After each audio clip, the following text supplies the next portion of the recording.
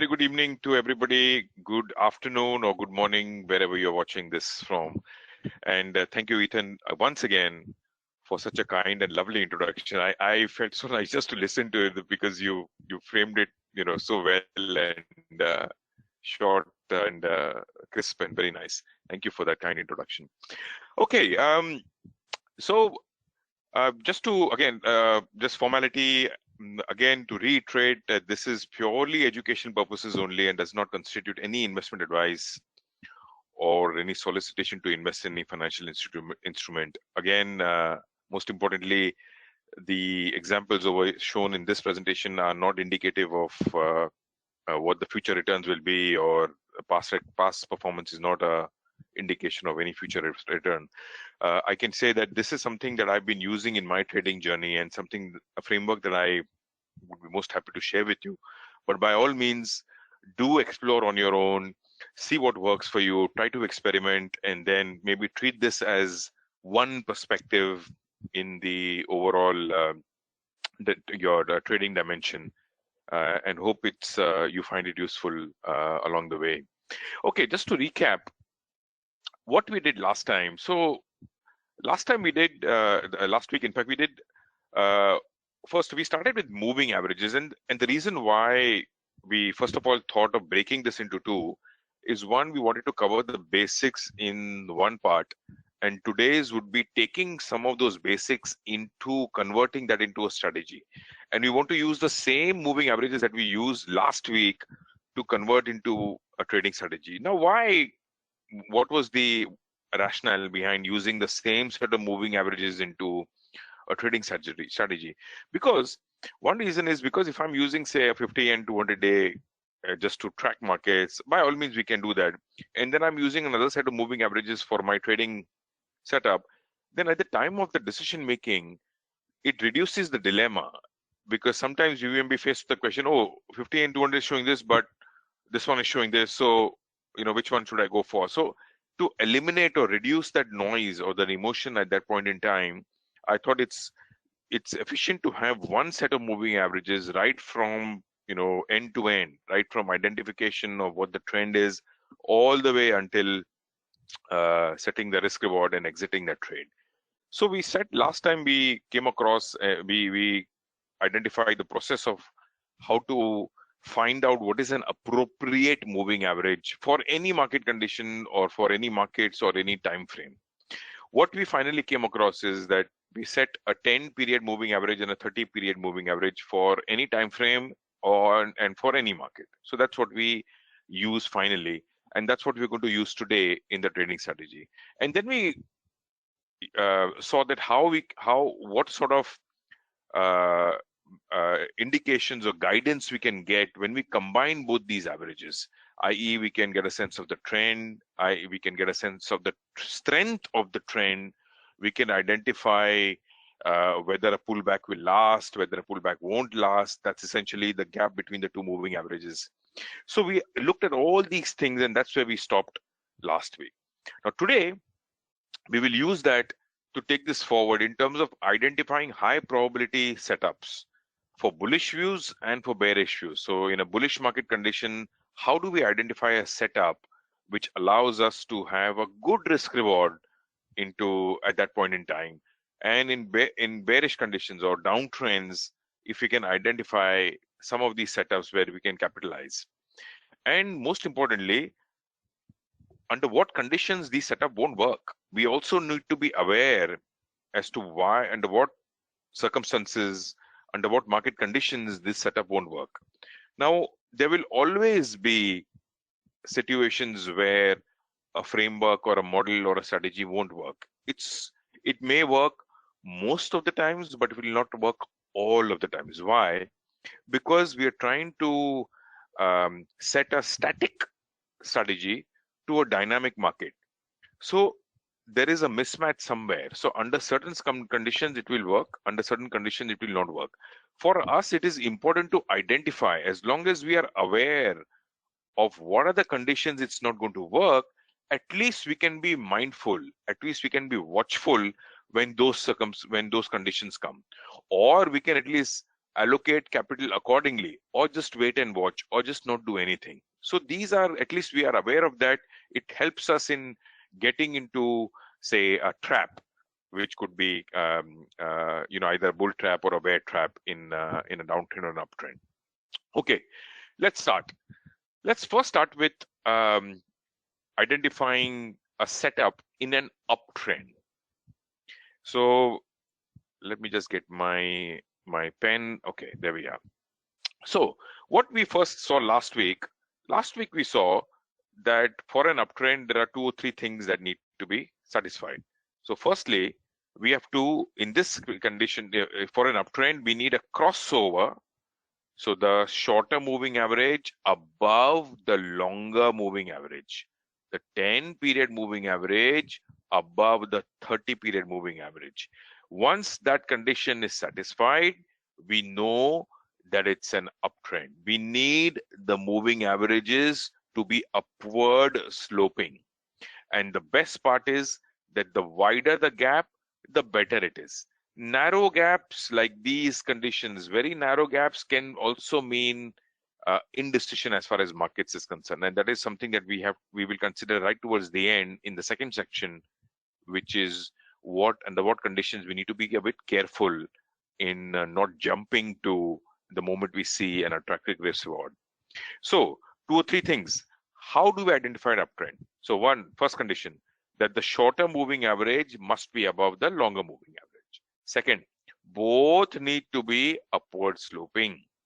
And third, the wider the gap, the better it is. Now recall, in last week's presentation, we saw that when the gap is wide, more often than not, we find that the red moving average or the 30 period moving average tends to provide support to the market.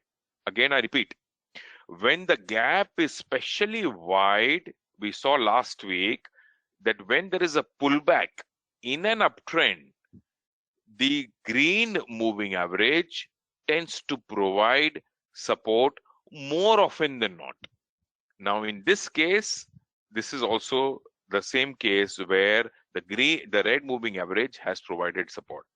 Now, the beauty of the whole thing is, and we'll see again in a short while also, something very briefly I touched upon last week, is when the gap between the 2 moving averages is large, invariably the first dip that happens after a crossover, the risk reward tends to be most favorable. I repeat again that when the gap of the 2 moving average between the 2 moving averages is large after a first crossover, when the first pullback takes place, the probability of a continuation of a trend is reasonably high, and that offers a very good risk reward to capitalize on. So that is essentially what the target is. So first, now let's go into the nitty-gritties and step by step identify at what point in time to enter into the trade, at what levels, how should we set a stop loss. So first condition is, we saw that yes, we have to wait, and it's a pullback strategy. Now, one of the things that I am more comfortable with, again, it's just a personal preference, I'm not so comfortable like buying at highs, because when the music stops, it's not a good feeling for me psychologically just to be, buying at highs. So I would, more often than not, I want to wait for a pullback. At least, psychologically, it just helps me that, we know that up to what extent the market had gone in the past, and it's just emotionally a bit more better compared to when I'm buying or chasing at highs. So this is a strategy that we want us to wait for a pullback. This is not a chasing the rallies. It's more of finding dip buying opportunities, finding dips in an uptrend. So it's a pullback. It's a retreat strategy. So in an uptrend, one has to first wait for a retreat. Second, we have to first find out whether it's an uptrend. Third, the price must be between the two. If it occurs over here, or if it occurs below, no, ignore it. just purely ignore it. Keep it very simple. Only the setup becomes live only when price is between the two moving averages. So ignore anything that takes place below. I mean the close. It may be, the candle bar or something may briefly go below that. That's fine. But as long as the close of the candle is in between, then we are live. The moment the close is below, and if you see another low in the following bar, better to ignore. Just wait for another. Let it go. Another chance will come up.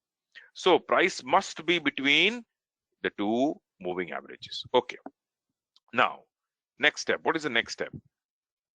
Once we are able to see that price is between the two, as we saw earlier, that the setup is live. The trade is not yet live. The setup is live. The close has been in this bar. So supposing we are not on this bar, as we saw in the previous slide, we are on this bar yet. We don't know all this yet. This is only in hindsight. Supposing we are on this bar and price has closed in the middle of the bar. So we are not yet sure whether the trade setup will take place on this bar or we have to wait for a few bars. So we don't know that yet. So let us assume that we don't know anything after this bar. All this is not there. Okay. So come the next day, once we start to see price going above the previous high, which is this bar's high, once we see price going above the previous bar's high, that is when the trade becomes live. In this bar, the setup was live. In this bar, the trade becomes live. Why do I say setup was live, and what is the difference between the setup being live and the trade being live? The difference is that what if this candle was not above the previous bar's high? What if we would have seen another low? If there is another low relative to this low, I'll just get my pen. If there is a low in this bar relative to this bar, it is not yet live. The setup will be live when market stops making a new low. So in this bar, notice that there was no new low. The market didn't go below this low, and the market in fact rose above the high. That is when the setup becomes live.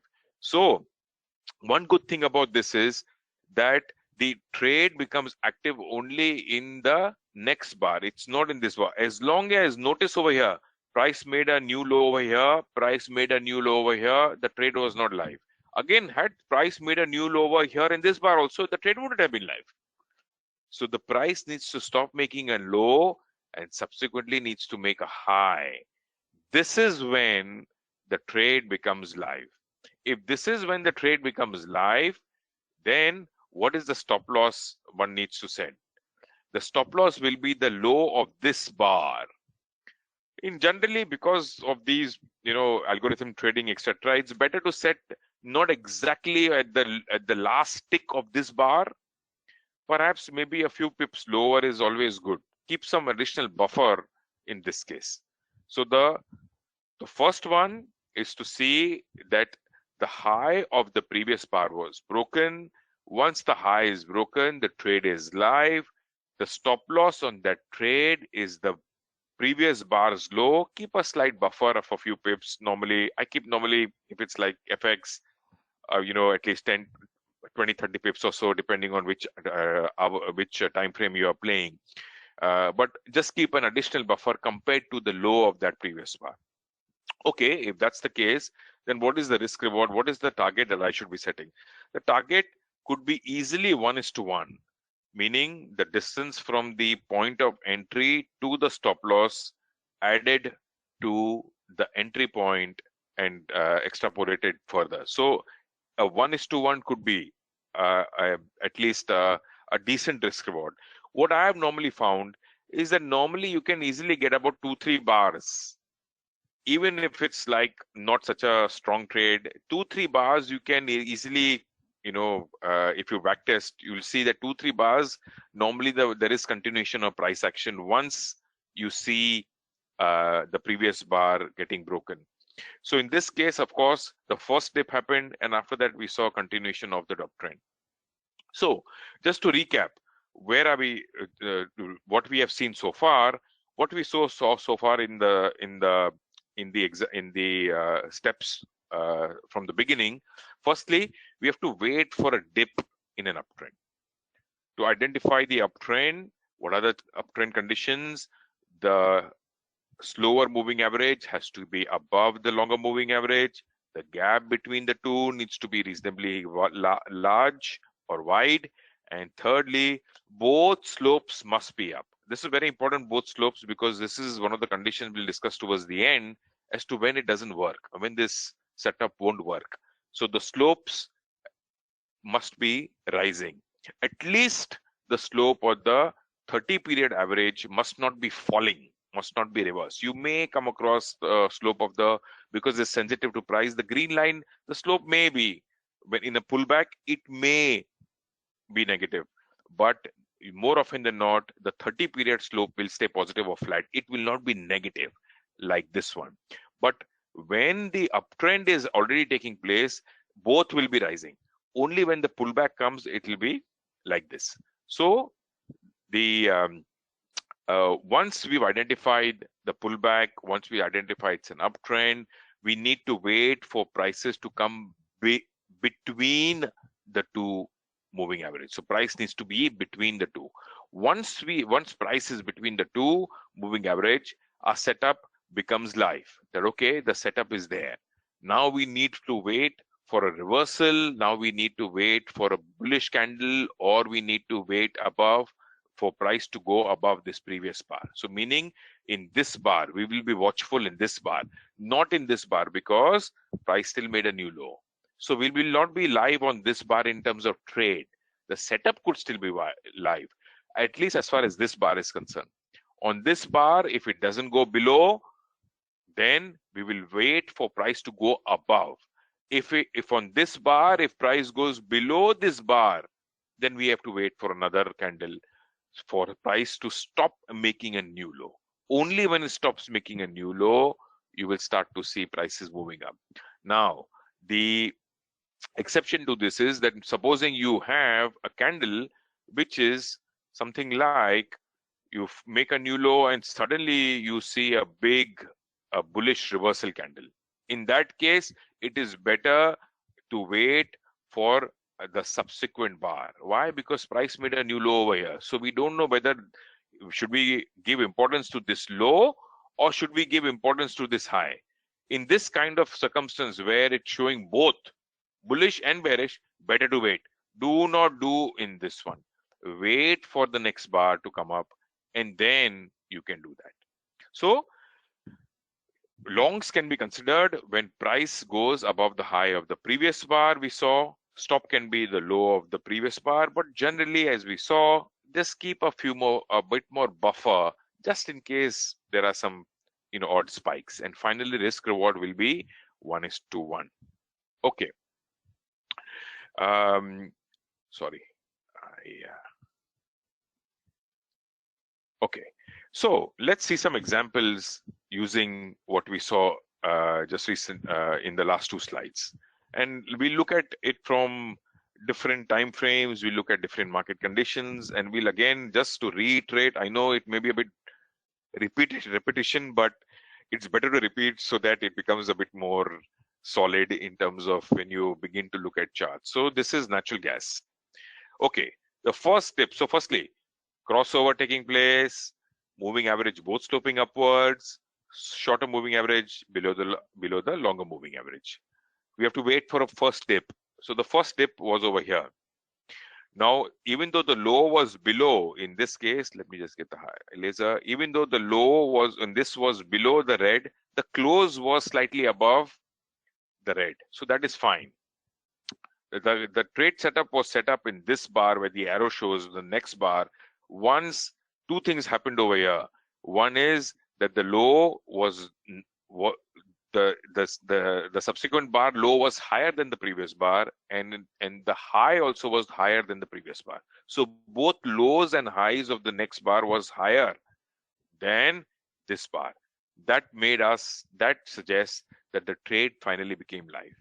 Again, risk reward was, as we saw, entry point minus the low of the previous bar. But as we saw, 2-3 bars easily, more often than not, I would say more often than not, 2-3 bars, at least there is continuation of that momentum once you see the bar of the previous, the high of the previous bar getting broken.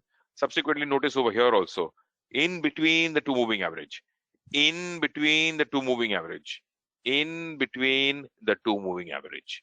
Once we see price going below, close below, ignore, not meant for us, forget it. Even though you see a rebound, that's fine. Do not chase those things. Even this was also a trade. So but as we saw that the risk reward tends to be quite good on the first dip. Of course, if it's a strong uptrend, there will be several opportunities like this along the way. But at least on the first dip, generally more often than not, the risk reward tends to be favorable. Now, what about another market? Let's see silver. Again, crossover taking place, both moving average sloping upward, slower above the longer. And notice the first dip taking place, the close, even though the low was slightly below, the close was not below, close was between.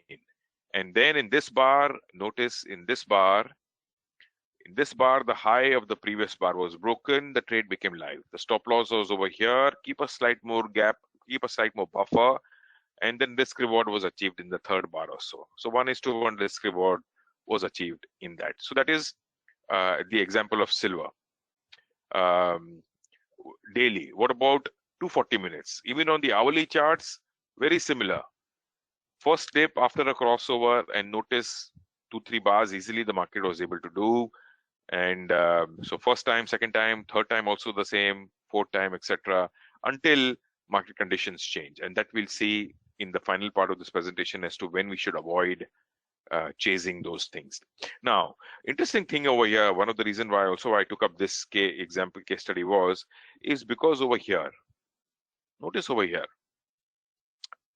Now, we'll be lucky that if something like this takes place where, immediately once the high of the previous bar is broken, straight away, the trade meets its targets in like 2-3 bars. But there will be cases like this one, where you may see a subsequent one more dip.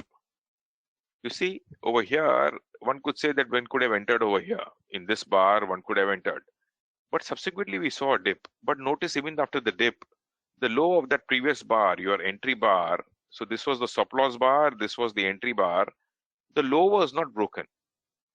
And that's why it's better to have a bit more buffer just in case there is a secondary dip, a secondary low before you start to see the next trend up. So there will be cases like this where the market will make a secondary low and then will go. But more often than not, the previous bar low will hold. But if you have a slight more buffer, it will just, emotionally, it will just be good, because it will remove the emotions going on at that level, that are we in the right trade or are we in the wrong trade, those sort of things. Okay, let's look at some more examples. This is Bitcoin, and again, this was last year. All the charts that I've selected again are dated. None of these charts are recent. It's like, like not happening like real time, like happening today or tomorrow, like yesterday or so. These are like a few months old. So no relevance as far as trading is concerned. Okay, Bitcoin. Likewise, nice uptrend took place. Notice the dip. So this is what I was saying earlier, is that notice over here, you have a very strong bullish bar in this case, a very strong bullish bar. So in this case, it is better to wait, because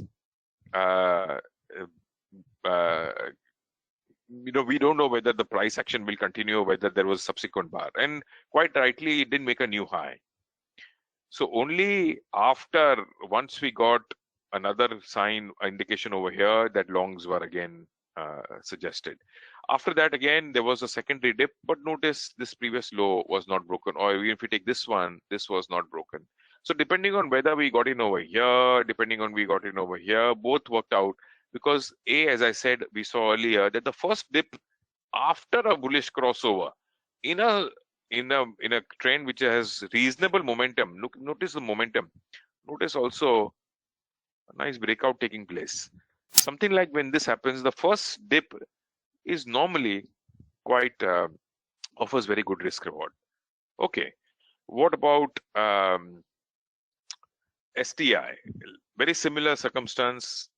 First dip taking place. After that, first dip was over here, and then subsequently secondary low. But even this offered a good chance for those. Supposing if you miss out an opportunity over here, this was a nice setup. Missed out over here, no problem. This was second chance. Again, after a crossover, this was the first dip. And as we saw earlier, that when the market has the first dip, especially notice the width. When the width is so wide, we saw in last week's presentation that the market invariably finds support more often than not at that 30-period moving average, provided the gap is reasonably wide. How do we identify whether the gap is wide or not? That it is good to see once the eye gets trained. We need to train the eyes. Once the eye gets trained, that is this a good way to is this a good reasonable width, is it not? You will also overlay momentum, etc., meaning look at the moment. If there is something like this momentum normally, and if you've seen a nice breakout, you will get those signs that sort of converge that yes, the probability is more often than not.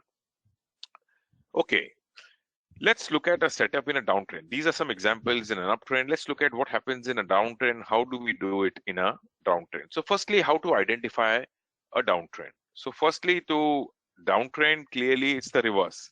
The shorter moving average must be below the longer moving average. And again, to recap, we have only been using two moving averages, 10 period, 30 period. So if it's a daily chart, this is the 30-day moving average and the 10-day moving average. We also saw last week we're using the exponential moving average. Both are exponential moving average as we saw last week. So again, I'm repeating just in case those who could not tune in last week, just so that they are at least able to capture the most important bits of today's presentation and also the important bits of last week's presentation. So please pardon me if this is like a broken record, we're repeating again and again, but I've just found in my learning journey that repetition really helps a lot. Okay, so once we've identified the downtrend, we have to wait for a rebound. In the previous case of our uptrend, we have to wait for a dip. In the case of a downtrend, we need to wait for a rebound. Just like the previous setup, prices must be between the two moving averages. If it is under this, so something like this taking place, ignore. If it is above, ignore. Not meant for us, move on. There will be other opportunities coming. Okay, once that is done, then what's the next step? Wait for prices to show some sort of a reversal, meaning reversal of the minor rebound that we saw. We need to wait for prices to do that. So assume we are on this bar. What did we see earlier? That if it's a rebound, as long as prices are not making a new high. See, in this bar, the price didn't make a new high. In that case, our setup becomes live. The trade is not on this bar. Why it's not on this bar? Because we don't know whether towards the close, will the market make a new high or the market will just stay flat. Only after confirmation that this bar's price action is over, if it's a daily chart, only on the close of that business day, close of the market, we will know whether the market closed, made a new high or made a new low. So in this case, the bar did not make a new high. Because it didn't make a new high, the setup was live over here. But as we saw earlier, the trade only becomes live in the next bar, in the subsequent bar, which is this bar. In this case, the market did not fall below this bar's low. So consider selling once the previous bar low is surpassed. In this case, again over here, the price was lower, but it didn't go below this bar. So we have to wait. In this bar, finally, prices went below the low of this bar. That was the entry point. Notice all along in this, market didn't make a new high. It still made a new low. So lower highs, lower lows, lower highs, lower low. Once the low of this bar was broken in this bar, the trade became live. On this bar, the trade became live. Once the trade becomes live, what is the stop?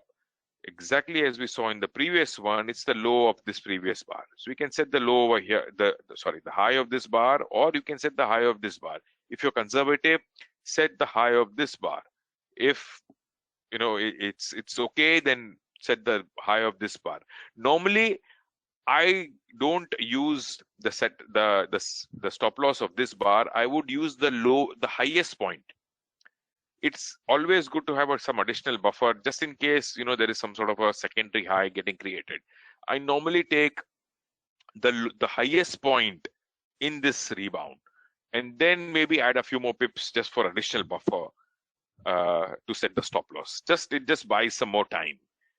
And then finally, in the to set the risk reward, it will be 1:1, the entry point minus the stop loss, and add that to the entry point. That will be the risk reward. But as we saw earlier, normally you will get at least a few 2-3 bars of continuation of price action once this setup is live. So notice once this low was broken, subsequently there was a nice continuation of this downtrend. Let's see some examples. Again, deliberately I've taken this example because it's a rebound, it's a secondary high. So over in this case, where would the trade have been? We would have probably been live in this trade because we saw the low of this bar getting broken. This was a minor marginal low over, one could have entered into this. Now, if that's the case, then the high of this bar was the stop loss. So as we saw over here, adding a few more pips. That is why it's always good to have few more pips. If you are not able to set a few more pips, then maybe just set this 30 period moving average if it is far enough. If it is very close, then there is no point. It's better to go slightly above that. But if there is sufficient gap between the 30 period and the high of the setup bar, it is better that we set the 30 period as the average. In this case, there was a rebound, there was a continuation, there was one more rebound. But in this case, had we kept that is why keeping a slight more buffer, or even the red line that was held. Subsequently, finally, the market fell. But again, it was stubborn. It just didn't go one line. Of course, the desired thing is something like this. The moment we enter, we want the trade to go in our favor. Sure, that's the most desired outcome. But sometimes the market may not do that way. And sometimes you will still have these 2 or 3 times secondary highs. But notice that particular highs were not broken. Notice it was not broken. So in this case, hence it is always better to set a bit more buffer, or if the gap is too wide between the setup bar and the red line, just keep the red line and maybe just 10 or few pips more from that line for additional buffer. Because in any case, the risk will not be too much. Because it's a pullback strategy, in this case, you will not be risking, like a few, like 1,000 pips or so. There will be a small risk. These are very small risk trades. Why? Because the bar's size is very small. So the risk will not be too much. Hence, you can afford to keep a bit more buffer, because in the end, the risk reward, adding that to the target for the trade will be, you will be capturing that in the target of the trade. So this is an example where sometimes you will have 2 or 3 times a secondary high getting created, and then subsequently the market goes in your favor. Likewise, similar examples. First time happened, second time, third time happened. After that, there was a trend change. First time happened, and then subsequently we saw. So whether it's a weekly chart, whether it's a daily chart, it's the same conditions. Everything remains the same. So notice over here, a double top or a secondary high getting created over here. This was our entry point over here. Setup bar in between, and then subsequently 2 or 3 bars. But then it yet again made a secondary high before the downtrend continuing. So there will be cases like this, conditions like this. But as we saw in the first rebound after a crossover, the risk reward tends to be good. The market will more often than not show at least one more dip. Likewise, first rebound on a downtrend. Of course, there may be other opportunities also that you will have. First rebound on a downtrend. This is dollar-yen chart, daily chart. First rebound. And subsequently, there were other opportunities also very similar. Okay. The final part is, let's see under what conditions this setup won't work, because we need to be mindful of those conditions also. And choppy side. So first condition when it will not work, of course, is choppy. So chop is something that nobody can avoid, and nothing will work in a chop unless you're doing a mean reversion strategy, playing the range or a Bollinger Band kind of a strategy. Then yes, of course, that will. But any trend following strategy or dip buying, etc., will not work in a choppy sideways conditions. Or even if you will get setups. Those setups will probably won't give you a chance to exit at the right time. So for example, let's say over here, the bullish crossover happened. Let me just get my laser. A bullish crossover happened over here. And let's say this was a setup. So in this bar, we didn't get, maybe we got into this bar. So you still saw a few pips, but subsequently the market fell. Now so even though the setup was there, the trade was there, but it just didn't give you enough to stay in the trade. It just subsequently reversed so fast. Over here also, okay, similar, maybe we got a chance to get out, maybe we got a 1:1 risk reward. But again, quite risky. It could have done something like this. Over here also, notice, crossover taking place, very similar setup. We saw a high also, but then couldn't sustain. So when we have, how do we identify something like this is going to be chopped? When you have previous highs holding, previous lows holding, it is better to just wait. Let the market give a signal. Let the market give a close above a previous high. Over here, notice intraday basis we saw, but there was no close. Let the market give a close above the previous low. In this case, finally, we got a very strong bar, a close above. Let me get the pen. We saw so far in all this, we didn't get a close above. Sorry, pardon my drawing skills. In this case, there was no close above. Only a close above here, we saw a close above. Okay, then that's when the market has started to trend. So the first condition is when the setup won't work when it is in a choppy sideways condition. There will be also cases where the market just does not give us a chance at all. Notice price just didn't go in this moving average. Only when it rebound after, this is when the damage is already done. After that, we got a chance to get it over here. So we don't know whether how much, if it's a larger correction, then one can say that, okay, there will be another fall. But the most of the damage is already done over here. So what does one do in such a case where the market has broken a previous low and it's looking like it's going to trend? It's also something like a double top. One can say that, okay, this was like a nice double top. It's showing us some sign, and maybe the trend has reversed from sideways to down. How do we capitalize something like this? Very similar. See, stock 600, fantastic downtrend, huge bars. But how does one capitalize? There was no rebound at all in this. In such a case, when you see in the previous side also, we saw support getting broken, and notice the support, there was no support getting broken at all. This was all just previous lows holding. And for the first time, we saw support break. At such times, better to look at what's happening in VIX. And I'm saying VIX because this could be a very a benchmark sort of an indicator whether the markets are beginning to trend either ways, on the upside or the downside.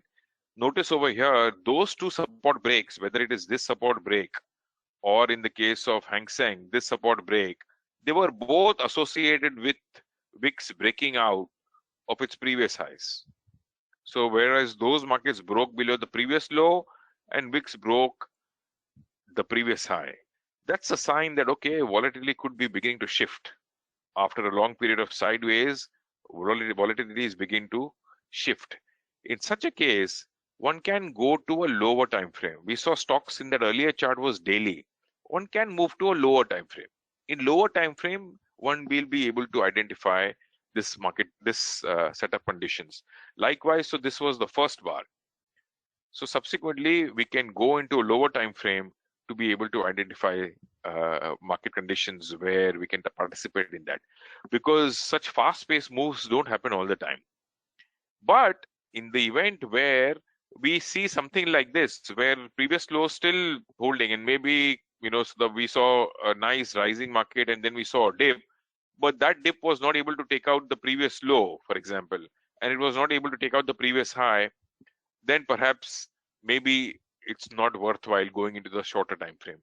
Only when you see a consistent signal both in the market that we are tracking and the gauge, the barometer, the risk gauge for that market, when both are showing similar signs, then we can go and see or identify conditions in a lower time frame. One lower time frame could be one way to look at it. Okay, the third condition when the setup won't work is when um, we are at the end of a trend. So for example, over here we saw the market was, say, sideways. The market perhaps began to trade. We saw began to trend, sorry, a nice downtrend. We also got the first dip, first rebound over here, a nice, and the trade was also live in this case. So the trade was live. We saw the break, the previous bar getting broken. This was the live bar, the trade bar. So we also got an opportunity. But subsequently notice that the moving average started to converge. The green line became flat and the red line was still trending down, which was still fine. But as we saw earlier, that the low of the previous bar was not broken. At the same time, the high of the previous bar was not broken. That meant that this was a sign that perhaps the market is just going to remain in a range. It's not making new highs and not making new lows. So this could be an early sign, flattening of both the lines. So here both started to flatten. Flattening of both the lines was a sign that the trend is beginning to change. And after that, we saw first crossover taking place. So now what the best way to do is, how do we keep out of this? The one way is that once prices don't make new highs, new lows. By definition, when prices don't make new highs and new lows, moving average width will narrow. The width between the two moving average will narrow. Why? Because prices are not making a new low. So hence you will start to see both moving averages converging. Once both moving average converge, that is a sign that to keep away. Why? Because for us, the wider the gap, the better the risk reward for us. So it is better to just keep aside. If you don't see new lows, don't see new highs, and both moving averages converging, gap between the two moving averages lessening, because that could be a sign that the trend is beginning to change. Likewise over here, notice the market subsequently wait for the first dip. Good risk reward over here. The trade was live over here. Trade was also live over here. And then subsequently what happened? Notice in all these cases, notice the slope of the red line is still rising, even though the slope of the green line may shorten. Why? Because it's sensitive. That's fine. The key is, sorry, the key is that the red line slope should be flat or rising. The red line slope should not be negative. Here, notice the red line slope turns negative. The green line is anyway negative. So in such a case, when you start to see that there is convergence of both moving averages, even though there was a trade setup over here, because these two are converging, notice the gap was just almost gone. See how wide the gap is across in the entire thing. But suddenly in this area, the gap was very narrow. And this was beginning to flatten. This was actually negative slope. Negative slope plus the gap between the two very narrow, and the market has already given us 2-3 chances. It is better to wait and watch, because this is the sign that the convergence of moving average could be a sign that a trend is beginning to change. It may not be necessarily changing from, say, an uptrend to downtrend. It could well be sideways also. That's fine. But the risk reward changes and the risk reward is no longer the same. So hence recapping that the risk reward tends to be quite favorable, at least in the first dip. After that, notice finally at very important support and resistance points. So there was a nice opportunity here. Yes, we got a risk reward. We got the target also because the bar was very small, so the risk was small. The target was already achieved in the subsequent two bars. But normally, because the market is at a very important resistance, better to wait. We probably got lucky over here. That's fine, but better to wait. Better to let this previous high getting broken, and then on that first dip look for an opportunity, because now the market is in uncharted territory, meaning the market is out of this sideway range that we saw. So the risk reward on the first dip will be more favorable than the risk reward on the first dip that occurs at a resistance. This is the first dip that occurs after a crossover at a market resistance. Stay away. It is better to wait and not chase everything. We don't need to pick up every dart that is coming to us. We only need to be the market. They will have several opportunities, such setups across time frames, across markets, and we will only be able to eat only as much as we can, the appetite, depending on our appetite. So hence, it is better to be where we are slightly unsure. Better to stay away. But when in conditions where the market will tell us it's a trending market, look at the momentum, look at the gap is increasing, that could be a good, better risk reward than something like this occurring at a time when the market is at previous resistance. And the lastly, better to wait. So when you have cases like this where it's just a one bar, notice this bar is just a one spike. There was no follow through price action after that. Now, in such a case, had we gone over here, the trade wouldn't have worked well. Why? Because this was a false price action. So when we see something like this, see what is the difference between this bar or this trend after a downtrend and something like this over here. There was continuation. There was continuation of price action. There was continuation of rise. But over here, there was no continuation. After this one, it was like a dead cat bounce. After one, subsequently, like a soda water, it just fizzled out. So one needs to see continuation of price action before we start to see the setup coming up, before a favorable setup coming up. This was a risky setup, and it went clearly, didn't last. It was just a very short one. So even though one would have entered, but you see, as I said earlier, you wouldn't have got a chance to exit. Even though you would have seen a few green pips in your favor, there was no chance to exit, and hence we cannot take this trade as a favorable trade. Even though at least visually it still looks that the market went in the money, the trade would have definitely gone in the money, but we cannot be sure whether we would have been able to get out in time. So hence, when there's just one bar, something like this, clearly nothing happened over here, suddenly one bar, and after that no price action like that, better to stay away. This was the final setup. Then, so just to recap very quickly, in conditions where we have to just be mindful of and just reassess the risk reward a bit more carefully is in one, sideways market conditions. Two, when we have cases where the price doesn't even hug the green line, forget coming in between the two moving average. The price is not even hugging the green line.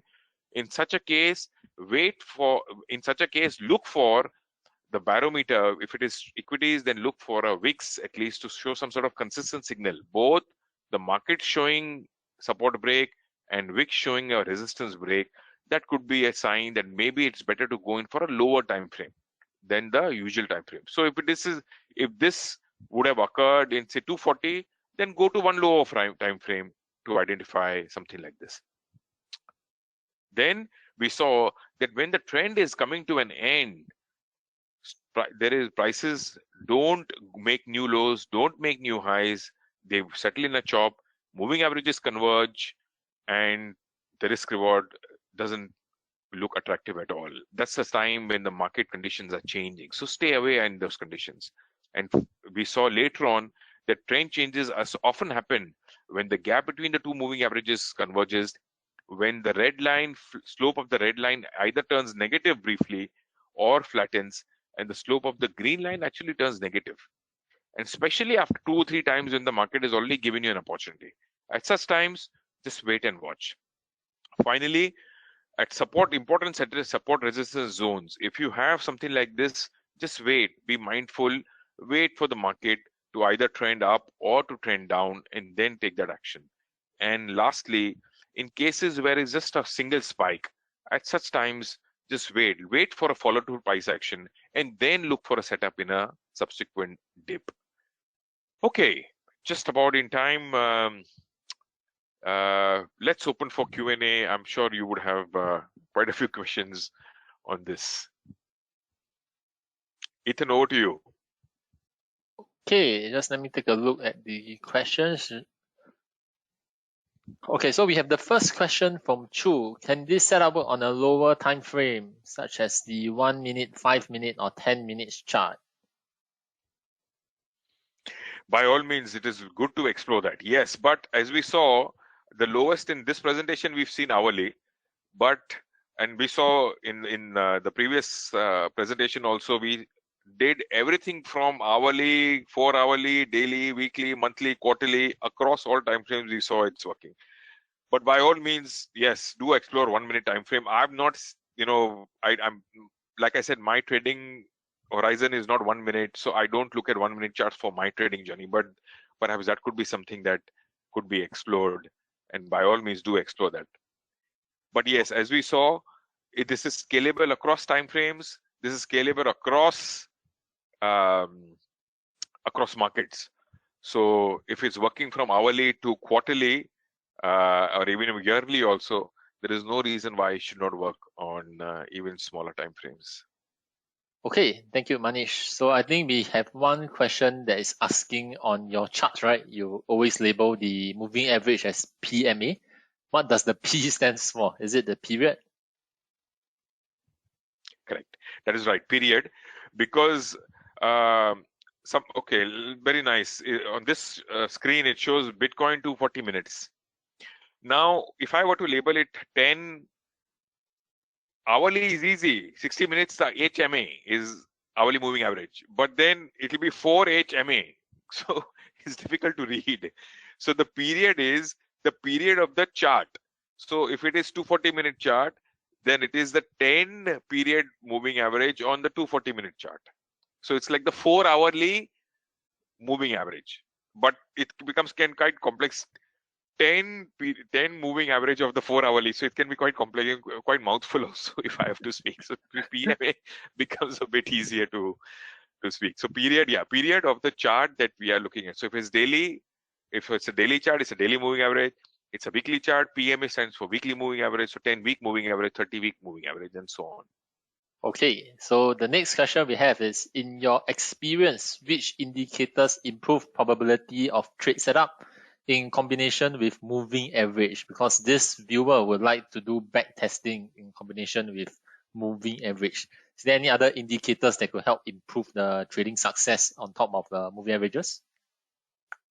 The literature has so many, and by all means, even I've explored quite a few. So, as I mentioned in my in the last presentation, that I've coded also. I've tried various strategies. I've tried even machine learning and using technicals, indicators for machine learning and seeing what comes out for predictive techniques also. And it would be wrong to say nothing works. They all work under certain conditions. The key is one is to understand what we're trying to achieve out of this. Second, we need to understand what our own mindset is, what our own horizon is. Am I a trend follower? Am I a top bottom picker? Am I more comfortable in mean reversion techniques? Depending on what my objective is, depending on what my mindset is, depending on what my comfort is with regards to a particular horizon and with regards to market conditions, depending on that, we can choose the average. But yes, there is literature, and all of these are so useful. All the indicators in technicals are very, very useful, but we must know how to use them. That's the only thing. Sometimes if an indicator doesn't work, and I'm talking about myself, I'm not talking about anybody else. If an indicator doesn't work, I feel I have not explored it enough to be able to find as to why that indicator is not working. But there is research being done by the people who've developed it. So it definitely works, but perhaps it's my lack of research or my lack of study, or I've not been able to understand it in the way that it's meant to be applied. So all those things will come into play when I'm selecting the indicators. Okay, I hope thank it you. makes sense. It does, it does. So I think we have one more question that's asking on the number of the moving average. So you were using 10 and 30, but in the case of a very bullish or very bearish condition, right, is it possible to maybe use a 5 and 10 instead? It's a very good point, because I think it's a very good point also as we end this presentation, also as well what we started from, that by all means do explore this. Try it with 510, try it with 520, like we saw in the last presentation, that maybe take one and then take a double of that, and maybe take a triple of that. I took a double and I explored with double 10 and 20, but I found that 10-30 gave me the best risk reward. Why? Especially because where I found 30 was most useful, or the three times the slower moving average, is when the market conditions are changing. You see, if it's very close, both are very close, then both slopes will change at the same time when the market condition not changing. So I found that if I take a triple of that, then the red slope doesn't change as often and still allows me to get into participate in a trend when a dip takes place. But if both are very close, then both slopes may change. If slopes change, then as we saw, then that condition is not appropriate for getting into the trade. So that was another reason why I took 1/3, so 1 and 3. So 1 and the second moving average was 3 times. But by all means, try 510, try 515, and see, maybe try 714, 721. 21 is also a Fibonacci number. Try that, try combinations of this, and then I'm sure that you'll perhaps even come across something which works better even than a 1030 also. So that, I think, it sums up pretty much that use this. This is just one perspective. I'm just sharing one perspective. There are many perspectives out there. I'm sure that you already have so many perspectives also there. I'm sure that if you were to be presenting, I'm sure I'll also learn equally as much from whatever you studied. So this is just a sharing session. It's not so much, it's more of an educational sharing session. It's not so much of a trading advice or that this works all the time. No, it's just more of exploring session. And I hope you found this useful. And how would I know if it's useful? If it triggers some exploration for you, if it triggers an idea for you, like, okay, let me just try this out. Let me try this out. I think it's worth it. Whether you use it or not, that's beside the point. But if it triggers an interest, triggers some curiosity for you, maybe let me try moving averages this way, I think it's in the purpose would have achieved for me at least. So with that, thank you very much really for joining. Pleasure to talk to you all in the last 2 weeks, and have a very good evening ahead. Thank you, Ethan, for having me for these presentations. Great, thank you, Manish. So before we end off the session, I just wanted to highlight that we have this QR code over here at the screen. So if you can, I will just encourage you to scan this QR code. I promise it's a very, very short feedback form, lesser than 1 minute of your time. Let us know your honest feedback, your reviews of this session. And of course, more importantly, to highlight what are the future content that you would like to see. So it's easier for us to plan as well. Okay, so if not, then I want to thank everyone for joining us here today. And I think we still have some viewers that's asking for the recording. Some entered in late as well. So not to worry, I will be uploading this recording as soon as I can. So just keep a lookout for both our YouTube channel and as well as our IG Academy as well. Okay, so with that, I want to thank everyone for joining us here today for this 1 hour webinar, and we'll see you in the next one. All right, and thanks again, Manish, for your time and for your wonderful sharing with us. All right, cheers.